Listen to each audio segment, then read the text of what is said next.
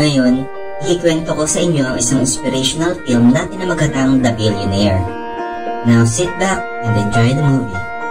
Si Tap ay isang 19 years old na lalaki na gustong umutang ng $300,000 para gumawa ng factory.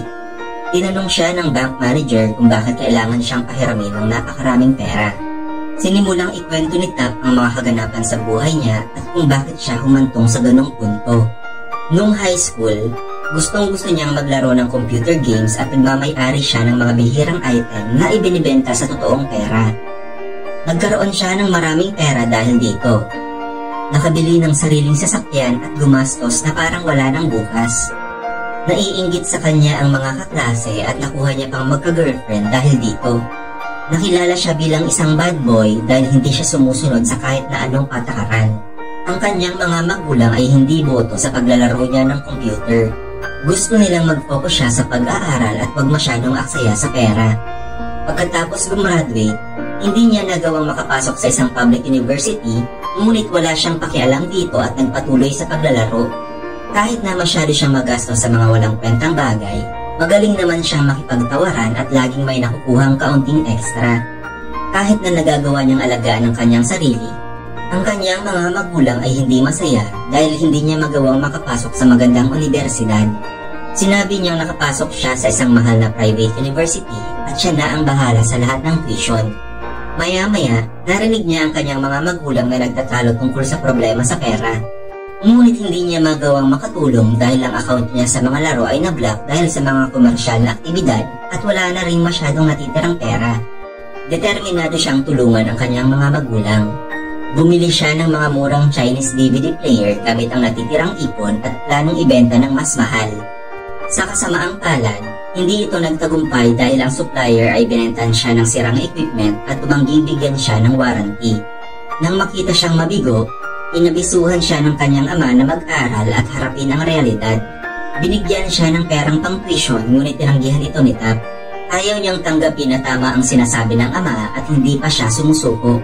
Ninakaw niya ang amulet ng ama at sinangla ito para ipangbayad sa tuition at makapasok sa private university. Pumunta siya sa klase ngunit patuloy na nag-iisip kung paano mababawi ang alahas kaya nagsimulang maglakwat siya. Nang makaramdam ng gutom, siya ay nagpasyang bumisita sa isang eksibisyon ng food machinery at nakahanap ng kawili-wiling makina na gumagawa ng baked chestnuts. Wala pang masyadong gumagawa nito sa Thailand kaya nagpasyang rentahan ito ng $1,500 kada buwan. Hindi natuwa ang kanyang mga magulang sa kanyang bagong ideya. Natutunan niya sa mga naglalako kung paano ihiwalay ang mga nabubulok na chestnuts at paano sila gawing mabango para mapabilang ang kanyang produkto sa first class. Kahit na hindi siya suportado ng kanyang mga magulang, kanila namang nagustuhan ang lasa ng kanyang baked chestnuts. Nagbukas si Tap ng maliit na tindahan sa mall kasama ang kanyang tito, ngunit nahirapan silang akitin ang mga dumadaang customer. Ang kanyang ideya na ilipat ito sa ibang lokasyon ay hindi rin nakatulong. Isa pa, bumabagsak na din siya sa kanyang klase. Sa panahon ng exam, siya ay nagpasya kung sasagutin ba ang telepono o ibabagsak ang kanyang test. Kanyang piniling sagutin ang tawag ng tito at bumagsak. Ang kanyang negosyo ay naging maunlad at nagsimulang kumita ng malaki kaya nagbukas pa ng mas maraming branches. Nalaman ng kanyang girlfriend na hindi na siya pumapasok at nagmakaawang pag-isipan ng kanyang kinabukasan. Mas lalo pang lumala ang mga bagay nang gumawa ng usok ang kanyang chestnut machine na nakadumi sa mall. Napagpasyahan nilang kansilahin ang kanyang kontrata at patigilin na ang lahat na branch nito. Sa panahon ding yun, ang kanyang mga magulang ay nagsabing lilipat na sila sa China para tumira kasama ang mga kapatid dahil meron silang malaking problema sa pera. Nang siya ay kukunan na ng litrato para sa kanyang passport, nagpasya siyang umalis at sinabihan ng kanyang magulang na hindi na siya sasama. Bago umalis patungong China, ang kanyang ama ay sinabihan siyang kalimutan na ang chestnut at magtapos ng pag-aaral. Kinalaunan, kanyang napag-alaman na ibinayad bilang kolateral ang kanilang bahay at kukunin na ng bangko. Inisip ng kanyang kasintahan na siya ay nangangaliwa, ngunit ang realidad ay obsessed lang talaga siya sa pagninegosyo at wala ng oras sa iba pang bagay. Humingi si Tap ng tawad sa kanyang kasintahan. Habang sila ay bumabiyahe, binigyan niya si Tap ng fried seaweed na binili niya sa ibang bansa. Nasarapan si Tap at naisip na gawin itong negosyo. Tinanong niya ang kanyang propesor kung paano mapanatiling masarap ang fried seaweed sa loob ng package. Sinabi ng kanyang propesor na kailangan niyang gumamit ng vacuum machine para tanggalin ang hangin sa loob upang mapatay ang lahat na bakterya. Determinado siyang gawin ang bagong negosyo. Itinigil niya ang pagrenta sa chestnut machine at bumili ng mga bagong gamit at materyales. Sa kasamaang palad, siya ay nabigo sa unang pagsubok. Laging mapait ang lasa ng kanyang fried seaweed. Kanyang pinagbili ang lahat na computer para makabili ng mas maraming panghilaw na seaweed. Hindi siya sumusuko kahit na lagi siyang hinihikayat ng kanyang tito na sumunod dahil sa magulang sa China. Habang bumabagyo, nang si Tap ay pauwi na sa kanyang bahay, nakita niyang naaksidente ang kanyang tito at kinailangang madala sa ospital. Nang gabi ding yun, nakita niya ang isang pakete ng seaweed na nahulog sa sahig at nababad sa ulan. Pinagpatuloy ni Tap ang pag-eeksperimento na wala ang tito, ngunit hindi pa rin siniswerte dahil lagi mapait ang nagagawang fried seaweed. Nang wala nang natitirang hilaw na seaweed, inulot niya ang panghuling pakete na nababad sa ulan. At pagkatapos na maprito, na-realize niyang ito ay masarap at tamang-tama ang pagkalutong. Minsan, ang mga kahangahangang bagay ay lumalabas mula sa aksidente. Binisita niya ang kanyang tito sa ospital at pinalasahan ng seaweed. Ito ay labis na nagustuhan ng kanyang tito. Binawi nila ang dating pwesto sa mall at maraming tao ang pumila para bumili ng kanilang seaweed. Si Tap ay masyadong abala na kinailangan pang ipaalala ng ina na kaarawan niya sa araw na yon. Nang tumawag ang kanyang ama, sinabi niya sa kanyang anak na mag-aral ng mabuti at sumunod na sa China sa sunod na semester.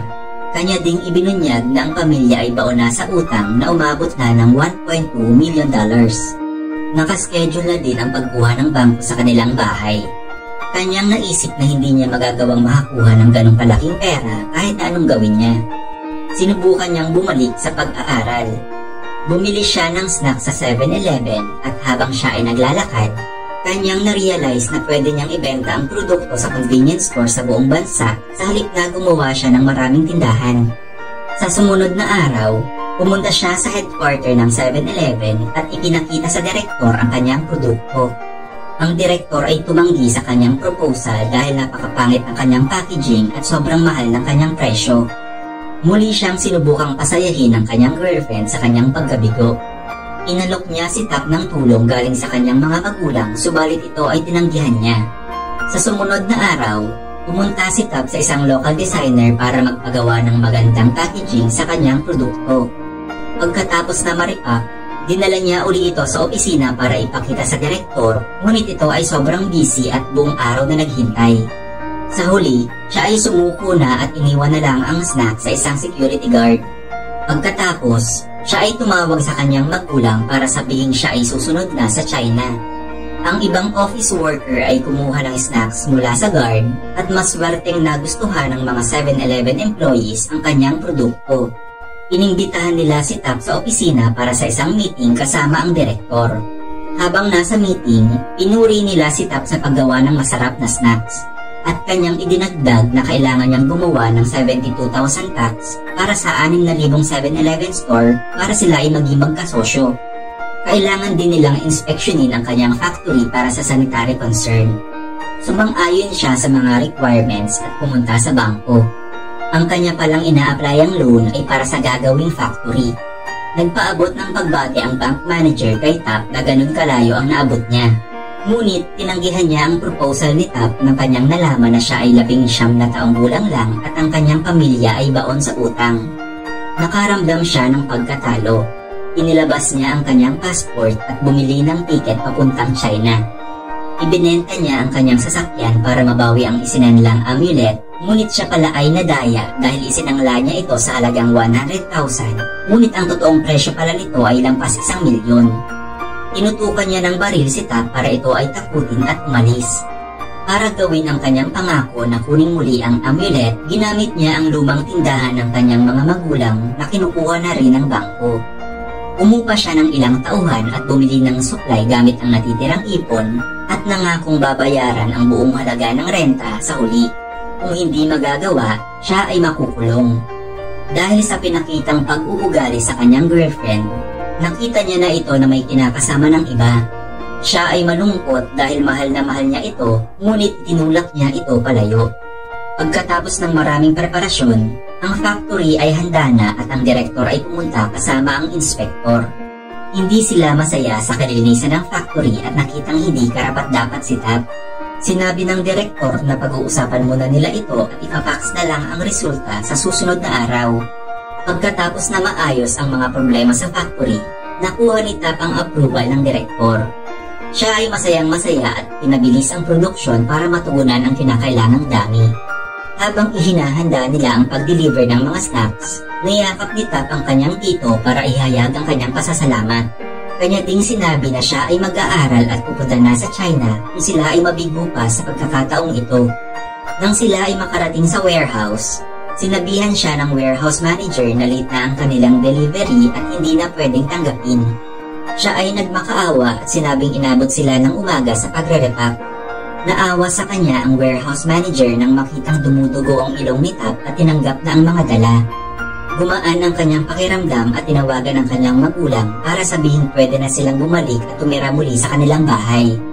Pagkatapos ng 2 taong pakikipagsosyo sa 7-Eleven, nabayaran na ni Tab ang buong utang ng pamilya. Pumunta si Tab sa bangko para mag-apply ng 12 million loan para palawakin pa ang kanyang factory. Meron na siyang 2,500 employees at nag-e-export ng seaweed sa halos 27 bansa.